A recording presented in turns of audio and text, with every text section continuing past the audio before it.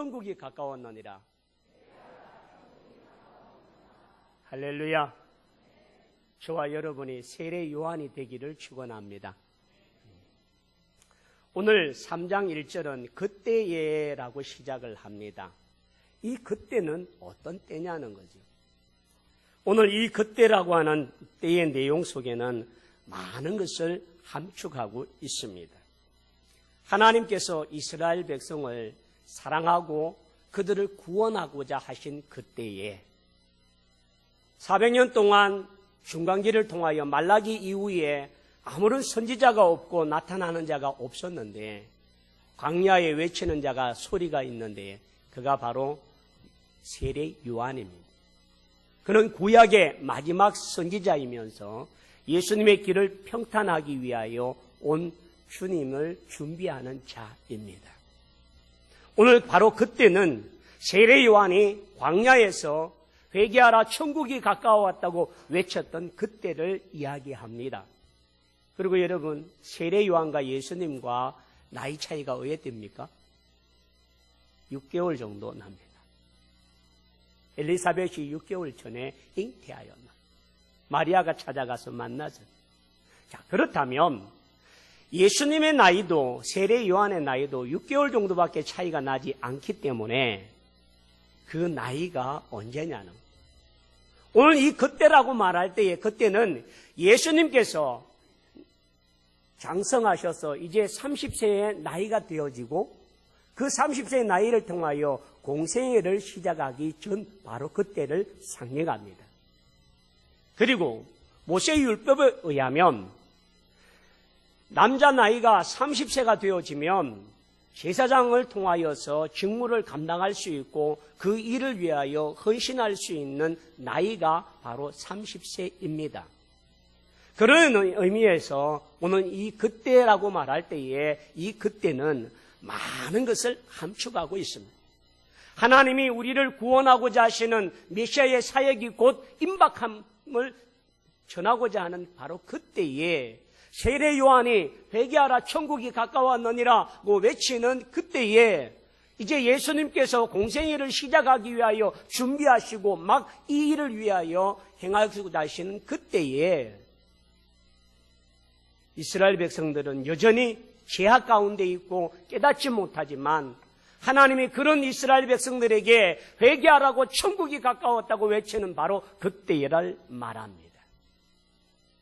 그런 의미에서 오늘 이 때는 대단히 중요한 때입니다. 그리고 세례 요한이라고 했습니다. 요한이라고 하는 뜻은 여호와께서 은혜로 돌보신다라고 하는 그런 뜻입니다. 그런데 여호와께서 은혜로 돌보시는 자 앞에 뭐가 붙어 있습니까? 세례라고 하는 게 붙어져 있습니다. 그렇다면 요한을 세례자라고 말하는데 요한의 주요 사역 가운데에 그가 주된 사역이 바로 요단강가에서 사람들에게 세례를 베푸는 일이 바로 그의 일이었다라고 말합니다. 그래서 요한의 주된 사역이 바로 세례였기 때문에 요한을 가리켜 세례자라고 말하기도 하고 또 그를 통하여서 하나님께서 구약시대의 마지막을 장식하고 신약시대를 열어가는 예비자로 세운 자가 바로 세례 요한이었다라고 말합니다. 오늘 1절 하반절에 보면 유대 광야에서 전파하여 말하되라고 했습니다. 여러분, 유대 광야는 어떤 곳입니까? 황량한 곳입니다. 들판이고 시뜸나무가 뒹굴어서 나부끼고 있는 그러한 곳이 광야입니다. 광야에는 사람이 머무는 곳이 아니라 황량하고 황폐하고 그러한 척박한 곳이 바로 광야입니다. 그럼에도 불구하고 왜 요한은 광야에서 외치는 자가 되었을까? 이사야 40장에 보면 바로 하나님께서 그 평탄케 하고 곱게 하는 자의 길의 모습을 바로 광야에서 외치는 자라 말했기 때문입니다. 광야에서 외치는 자이고 광야에서 여호와의 길을 예비하는 자의 사명이 바로 세례 요한에게 있기 때문에 그는 광야로 가서 그와 같이 행한 것입니다. 그러므로 이 광야는 단순한 광야가 아니라 이스라엘 백성들의 영적인 상태와 심령의 마음이 지금 황량하고 비피하고 황무지와 같고 처량하고 아무것도 없는 적막하고 황폐한 심령과 같다라고 하는 이스라엘 백성들의 영적 상태가 광야와 동일함을 말하고 있습니다.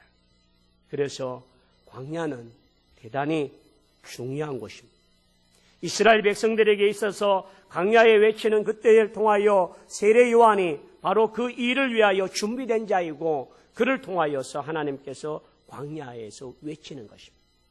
그렇다면 요한은 왜 광야에서 이와 같이 외쳤을까? 이사야 40장 3절 말씀처럼 광야에서 외치는 여호와를 위하여 외치는 자라고 말했던 것처럼 하나님의 명령에 의한 것이었습니다.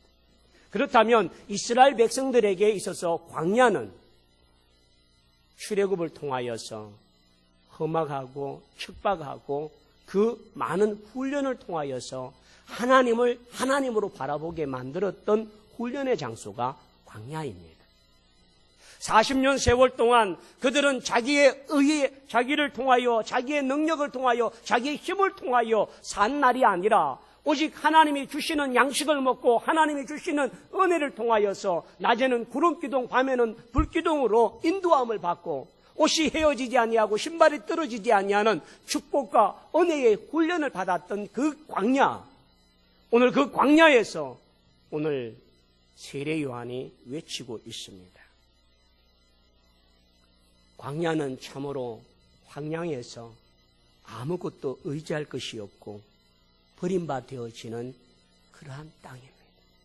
오늘 이스라엘 백성들 모두가 하나님께 버림받은 자처럼 황량하고 아무런 기대도 소망도 아무런 능력도 행할 수 없는 그런 나약한 존재이지만 하나님은 그런 광야에 세례 요한을 통하여 깨우치고 깨닫게 하시는 그런 것이 바로 광야입니다.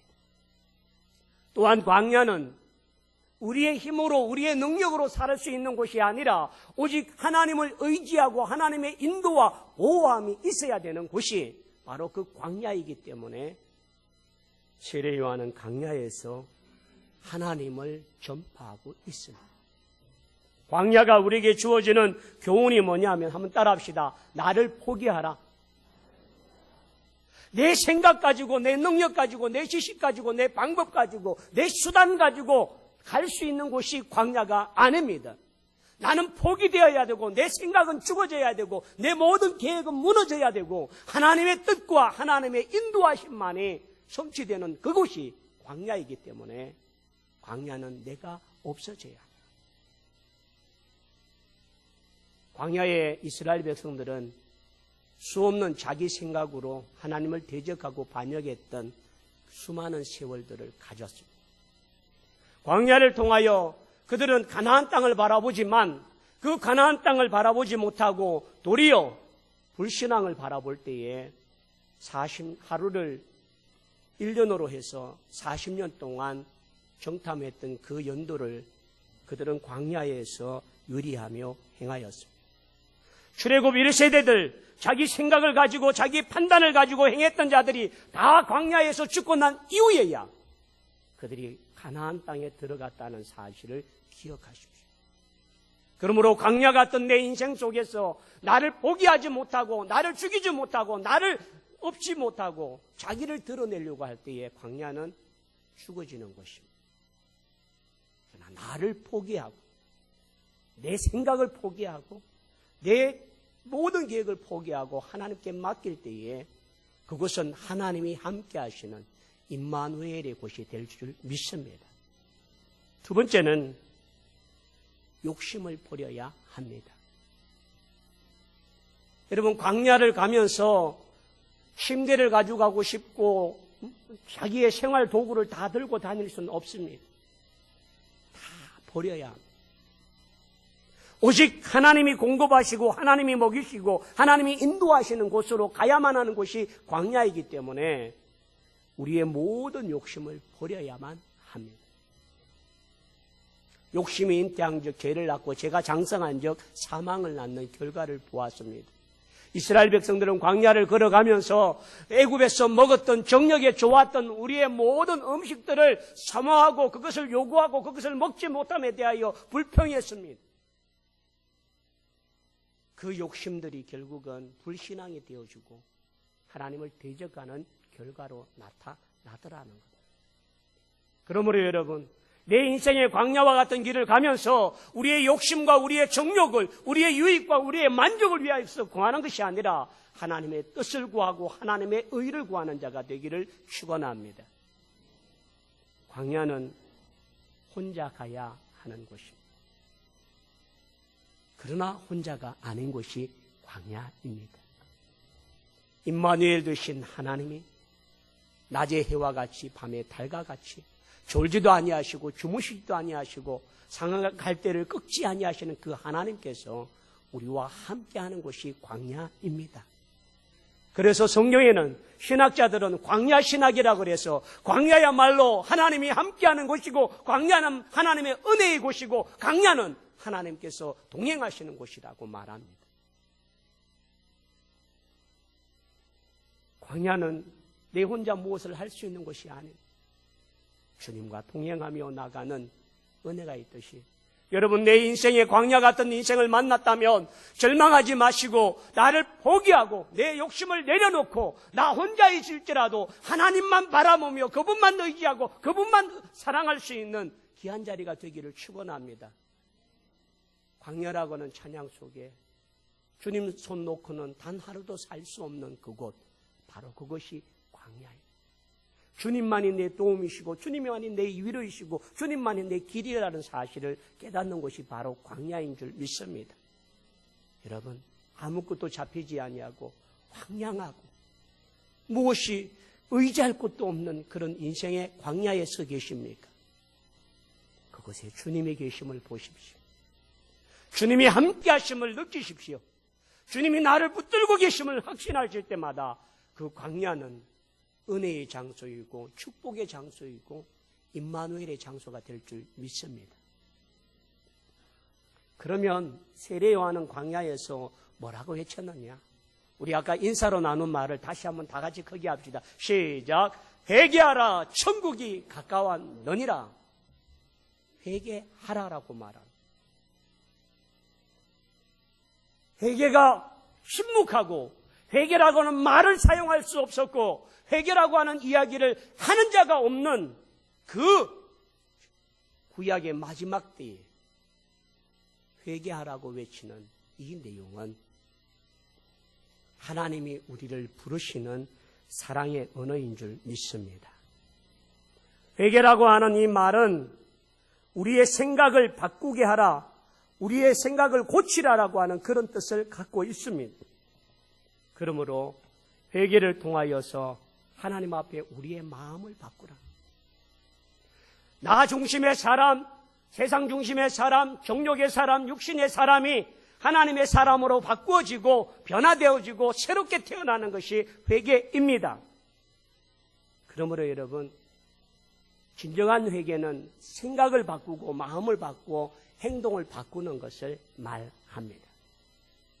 그런 의미에서 세례 요한의 외침은 오늘 우리가 마음을 바꾸지 아니하면, 생각을 바꾸지 아니하면, 우리의 삶을 바꾸지 아니하면 회개할 수 없다는 말이고, 예수 그리스도도 이 땅에 오셔서 회개하라, 천국이 가까웠다고 말씀하시는 이유는 오늘 우리에게 천국을 주려 하시고 그 천국을 누리는 자, 소유하는 자가 회개하는 자임을 말하고 있습니다. 그러므로 여러분, 오늘 우리 자신들이 한번 곰곰이 생각해, 나는 회개할 게 없는가? 예수 그리스도를 믿음으로 말미암아 죄사함을 받고 우리가 구속고 죄사함을 받은 그 은혜를 감사하지는 있지만 우리 스스로 생각으로 우리의 삶으로 믿음으로 하면서도 우리가 짓고 있는 수많은 죄들이 얼마나 큰지를 깨달아야만 합니다. 제가 중고등학교를 했던 그 모교회에 박도락 집사님이라는 분이 저희 교회를 처음 오셨습니다. 근데 이분은 저희 동네의 지역에 유명한 박수 무당입니다. 근데 이 무당이 아파서 1년 가까이 정말 아무것도 못하고 죽을 지경에 이르렀습니다. 근데 이 무당이 죽음이 다가온 것을 깨달으면서 새벽에 모욕 제계를 하고 자기 신에게 제사를 드리면서 기도를 했습니다. 내가 살 길을 좀 알려달라고 기도했더니 이 박수무당에게 그 귀신이 말하기를 예배당 가면 산다 라고 하는 말을 하더래요. 그날부터 모욕 제기하고 매일마다 새벽에 나오는, 그는 겨울이라도 새벽에 찬물에 모욕을 하고 자기 신을 섬기던 그 방법대로 교회를 나왔어요. 근데 교회를 나와서 목사님을 찾아갔으면 참 좋은데, 뭐 교회만 가라 그랬지 귀신이 누구를 만나고 어떻게 하라는 이야기를 아무것도 안 했으니까 교회를 나왔는데, 자기가 평소에 그 신에게 절하던 방석하고 그거 다 들고 와서 교회 이 의자 있는 강대상 바로 앞에 여기에다가 자리를 깔고 이렇게 비는 거예요. 하나님, 하나님이 신이요, 나를 좀 살려주시고, 이거는 기도가 아닌 자기 살기 위해서 하는 거예요. 근데 그 기도를 하면서 하나님께서 은혜를 주셨어요. 자기의 죄가 뭔지를 알았습니다. 수많은 사람들을 미혹해 하고 수많은 사람들에게 귀신의 종로로 가게 만들었던 그 죄를 통하여서 자기가 그 죄의 우두머리였다는 사실을 깨닫고 난 뒤에 회개하기 시작했어요. 통에 자복하며 눈물 콧물을 다 흘리고 회개했어요. 그리고 난 뒤에는 사람이 달라졌어요. 죽을 것 같은 사람의 얼굴이 생기가 돌기 시작하고 반짝반짝 빛나기 시작합니다. 그래서 교회에서 이 며칠 동안 계속 한 여자가 와서 무당이 와서 이러고 있으니까 목사님이 부르셔서 이야기를 하고 왜 어떻게 됐냐고 물으셔서, 기도는 그렇게 하는 게 아니고 또 예배의 자리에서 앉아서 기도하고, 그래서 제일 앞자리에 앉으셔서 기도를 어떻게 해요. 그런데 꼭 연부를 하듯이 또 주문하듯이 그렇게 하니까 이 사람들 귀에 힘들어요. 근데 하나님은 중심을 보시는 하나님이다 라고 이야기하니까 개의치 아니하고 열심히 기도하는데, 나중에는 방언을 받으시고 은혜를 통하여서 놀라운 기도의 능력자가 된 줄 믿습니다. 회개는요, 내 의지로 하는 게 아닙니다. 성령께서 역사하시고 성령께서 깨닫게 하시고 성령께서 눈물로 콧물로 말미암아 내 죄를 보게 하시고 그것이 얼마나 큰 것이고 그것이 얼마나 악한 것이고 그것이 어떤 죄인지를 보게 하시는 은혜가 있을 때에 회개의 눈물이 나타나는 줄 믿습니다. 사랑하는 성도들이요, 그런 눈물을 언제 흘려보셨습니까? 회개의 눈물을 메말라 있지는 않습니까? 그 눈물이 없어서 내 신앙의 광야와 같이 황량하고 피폐하고 고통 중에 있지 않습니까? 오늘 우리 모두에게 이 회개의 영을 통한 성령의 회개케 하시는 놀라운 역사가 우리의 생각을 바꾸시고 우리의 마음을 바꾸고 우리의 삶을 바꾸는 능력자가 되기를 축원합니다. 회개는 하나님이 기뻐하셔요. 회개하고 돌아오는 자를 99마리 양보다도 길고 방황했던 한 마리 양을 통하여서 돌아오는 한 사람의 영혼을 귀하게 여기신다고 주님은 말씀하고 계신 줄 믿습니다. 그런 의미에서 여러분, 오늘 우리가 하나님 앞에 이와 같은 회개를 통하여 하나님을 기쁘게 하며 하나님께 나아가는 믿음의 종들이 다 되기를 축원합니다.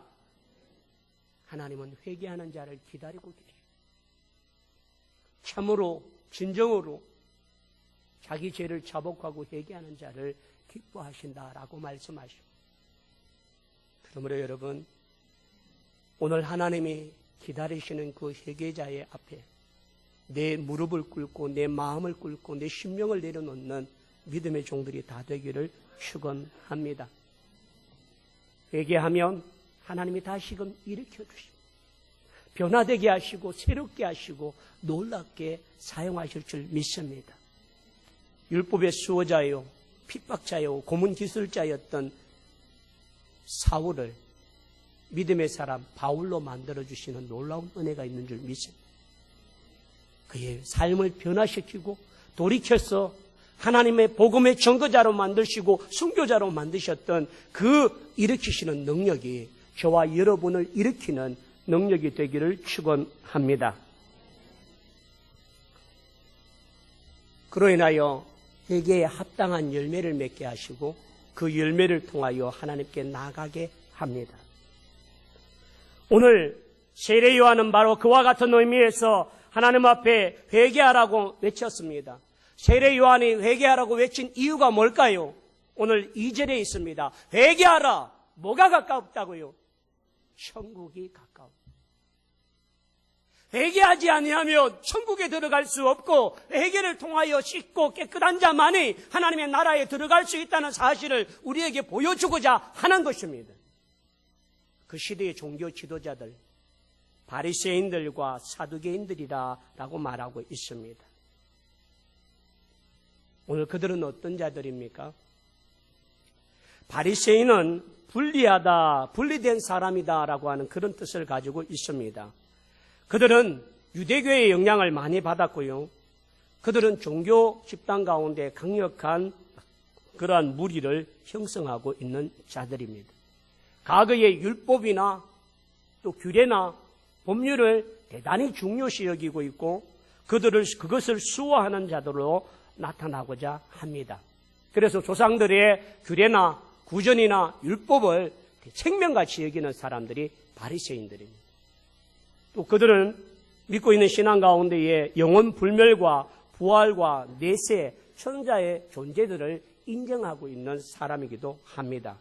그래서 그들은 율법의 수호자요, 또한 그로 인하여 그들의 모습은 외식주의자와 같이 거룩하고 화려한 옷들을 입는 사람들이 바로 바리새인들입니다. 두 번째로 사두개인들이라고 말했는데 이 사두개인들은 알렉산더 대왕 때에 사독이라고 하는 제사장이 있었습니다. 그 사독을 따르는 그 무리들이 바로 사두개인들입니다. 이 사독의 후예들은요, 대단한 자부심을 갖고 있고 그 제사장을 통하여서 다윗 시대의 사독이라고 하는 그러한 제사장의 후예들인데요. 이들이 무엇을 주장하느냐 하면 부활은 없다고 주장하고 있고요. 또 영원 불멸을 없다고 말하고 있습니다. 내세가 없다고 말하는 사람이 사두개인들입니다. 그런데 이들은 바리새인들과 쌍벽을 이루는데 이 예수님 당시에 세 개의 파가 있습니다. 에세네파와 바리새파와 사두개파, 이 세 개 파 가운데에 두 개의 파가 가장 강력한데 바로 바리새인과 사두개파입니다. 바로 이들이 가지고 있는데 이들은 정치, 경제, 그러한 권력을 가지고 있는 사람들입니다. 그들의 힘에 의해서 예수님 또한 핍박을 당하고 어려움을 당했던 일들을 감당했던 사람들. 근데 그들은 바리새인이나 사두개인들이나 자신이 누구라고 생각하느냐 하면 오늘 9절에 보십시오. 속으로는 아브라함의 우리 조상이라고 생각한다. 하지 말라고요. 아브라함의 후예들이다. 믿음의 후예들이다. 믿음의 자손이다라고 하는 그걸 통하여 자기들은 대단한 자긍심과 율법을 지키고 어떤 면에서 수호하는 일을 위해서 목숨을 거는 자들이 자신이라고 생각합니다. 아브라함의 자손, 아브라함의 후손이라고 하는 것은 자기들의 명예와 믿음의 높은 경지에 있다라고 하는 것을 자랑하려고 하는 외부적인 그들의 자랑거리입니다. 그런데 예수님은 그들을 향하여 뭐라고 말씀하셨느냐가 7절을 보십시다. 독사의 자식들아, 누가 너희를 가르쳐 임박한 진노를 피하라 하더냐. 무슨 자식이라고요? 독사의 자식. 자, 여러분, 독사는요, 에덴 동산에서부터 나타났습니다. 아담 하와를 깨었던 것이 뱀이었습니다. 원죄와 같이 죄로 인하여 사람을 미혹해 하고 사람을 어렵게 하고 하나님 앞에 모든 걸 잃어버리게 만드는 악의 사신이 독사입니다. 그렇다면 바리새인들과 사두개인들이 자기들이 아브라함의 자손이라고 이야기하지만 어떤 행동을 하고 있다고요? 독사와 같이 사람을 괴롭히고 고통스럽게 하고 미혹해 하고 하나님 앞에 믿음으로 나오지 못하게 하는 자들이 바로 그들이었습니다. 그들은 율법을 가지고 사람을 정죄하고 비판하고 비난하여서 사람으로 하여금 하나님께 나갈 수 없도록 만들고 절망과 좌절을 보여주는 사람들이 바로 그들이었습니다. 근데 예수님은 지금 세례 요한은 그들에게 독사의 자식이라고 말합니다. 악한 자들아, 패역한 세대와 같은 회칠한 무덤과 같은 자들, 바로 그들을 향하여서 강력하게 외치고 있습니다. 오늘 그 외침을 통하여서 무엇을 말하느냐 하면, 여러분 이사야 40장 3절과 4절을 한번 보기를 원합니다. 다 같이 한번 읽을까요? 시작. 외치는 자의 소리여, 이르되 너희는 광야에서 여호와의 길을 예비하라. 사막에서 우리 하나님의 대로를 평탄케 하라. 4절. 골짜기마다 부두어지며 산마다 언덕마다 낮아지며 고르지 아니하는 곳에 평탄하게 되며 험악한 곳이 평지가 될 것이요. 자, 4절 말씀을 잘 보십시오. 골짜기마다 어떻게 된다고요? 도두어진. 골짜기는 파진 곳입니다. 근데 거기에 도두어라고 합니다. 그 다음에 산마다 언덕마다 어떻게 해요? 낮아지고. 고르지 아니하는 곳은 어떻게 하라고요? 평탄케. 험한 곳은 평지가 될 거예요. 자, 저럴 거죠. 골짜기는 이렇게 파진 곳입니다. 골짜기가 파지게 되어지면 사람들이 구덩이에 넘어지고 그로 인하여 빨리 갈 수가 없게 됩니다. 우리의 인생, 우리의 마음속에 골짜기가 파지면 그 골짜기 때문에 우리가 평탄한 길로 갈 수가 없습니다. 견고한 진이라고 말하는데 자기의 오랜 상처와 자기의 오랜 관념과 자기의 오랜 생각들이 깊은 골짜기를 만듭니다. 그 골짜기는 자신도 넘어지지만 다른 사람도 넘어지게 만들고 있는 것이 바로 골짜기입니다. 오늘 회개하라고 말하고 있는 이 세례 요한은 너희들의 그 골짜기를 메우라, 도두어라, 그것을 버리라는 것을 말합니다. 우리가 파놓은 깊은 골짜기다. 그것이 부정의 골짜기이고 비판의 골짜기이고 불신앙의 골짜기들입니다. 이스라엘 백성들은 400년 동안 말라기 이후에 침묵하고 있는 그 수없는 불신앙의 골짜기를 통하여 하나님이 없는 삶을 살고 하나님과는 무관한 삶을 살았던 그 모습 속에는 자기 소견대로, 자기 마음대로, 자기 판단대로, 자기 뜻대로 살았습니다.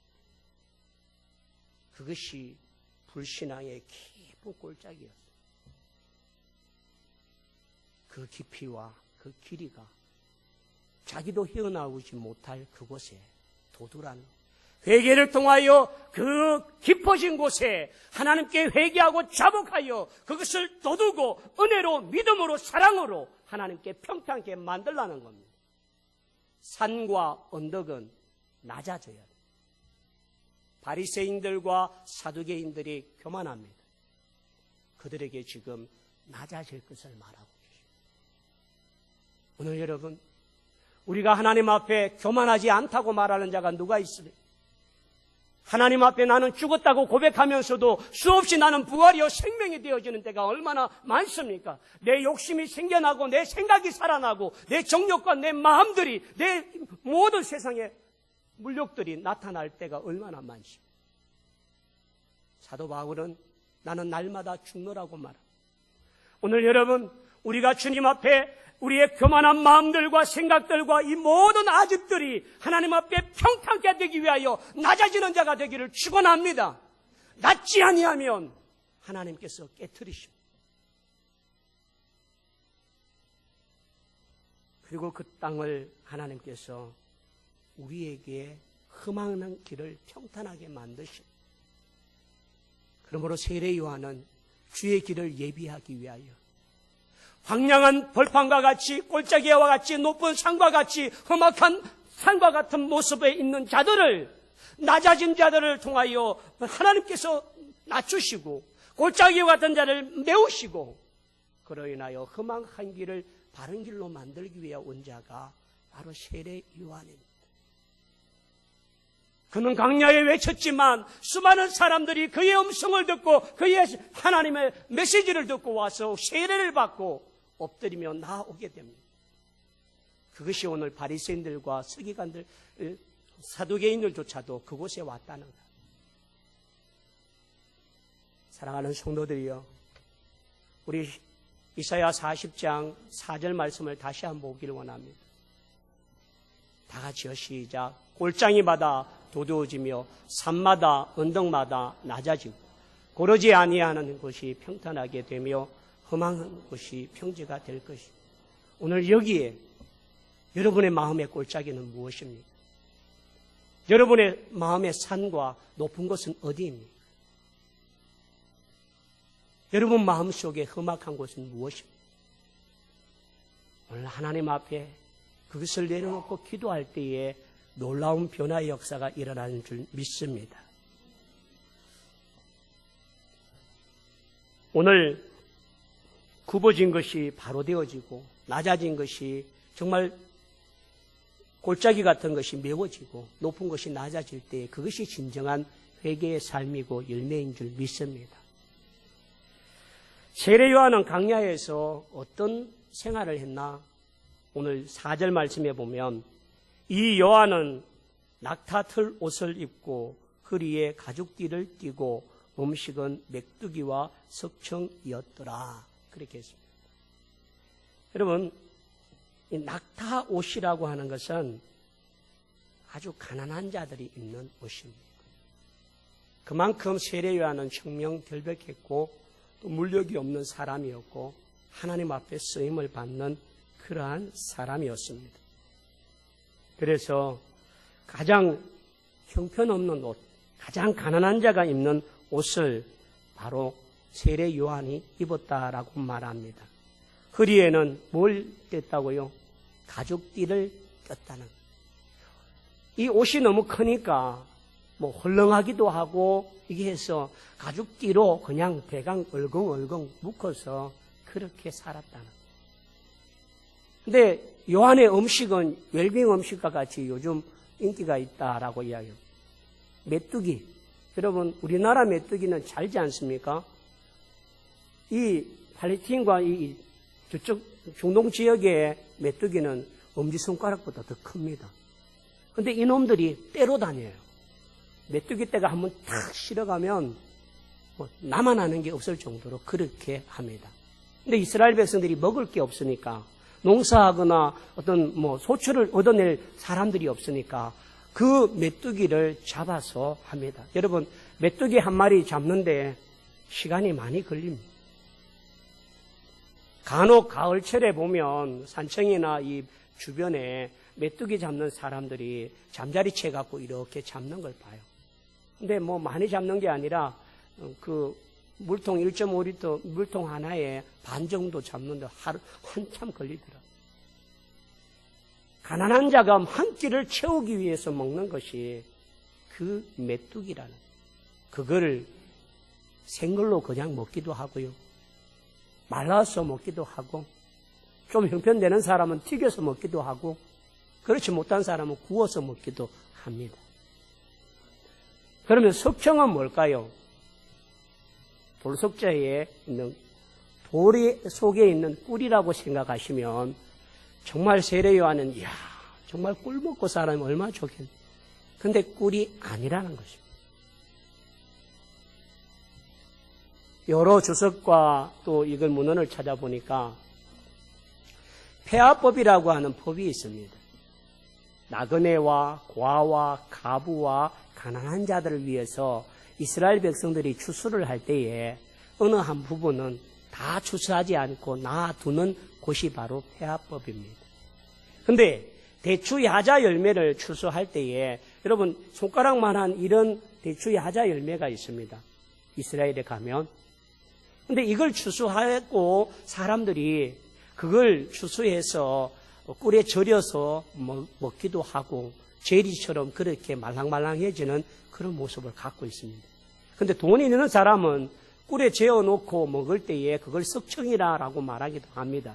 근데 가난한 세례 요한은, 가난한 백성들은 어떻게 먹느냐 하면요, 이 대추 야자 열매를 따면서 이렇게 털다 보면 그게 알이 떨어지는데 돌 사이에 들어가서 거기에 사람이 미치지 못하는 곳이 있습니다. 그냥 바위 속에 숨겨져 있습니다.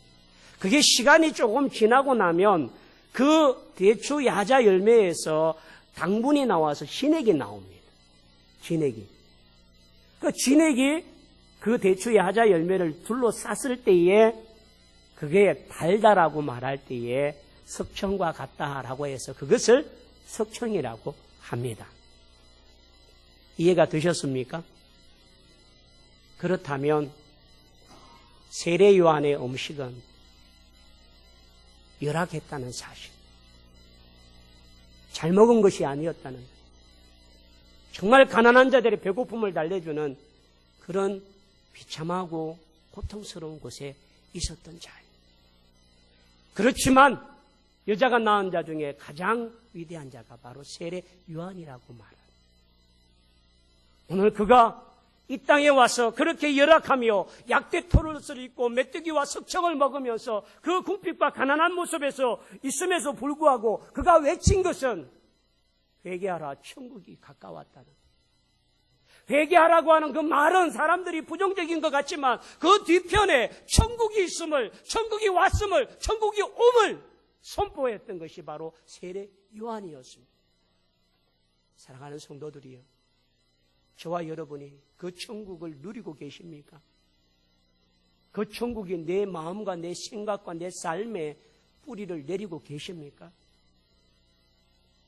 오늘 그 기쁨을 통하여서 아직 회개하지 못한 자에게 회개를 촉구하고, 아직 하나님을 알지 못하는 자에게 회개를 통하여 하나님을 만나게 하고, 우리가 은혜를 받았지만 잃어버린 우리 모두에게 다시금 회개를 통하여 하나님 앞에 골짜기를 도두고 산과 언덕을 깎아내리며 험악한 곳을 평탄한 곳으로 만들고 굽어진 것을 바르게 하는 것처럼 우리에게 회개하라고 말합니다.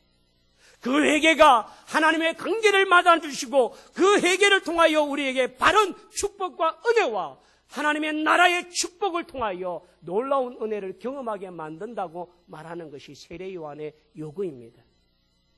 저는 오늘 여러분에게 회개하라, 천국이 가까웠다는 이 말을 통하여 여러분 스스로 모두가 이 놀라운 천국의 비밀과 그 은혜와 그 능력을 경험하는 자가 되기를 축원합니다.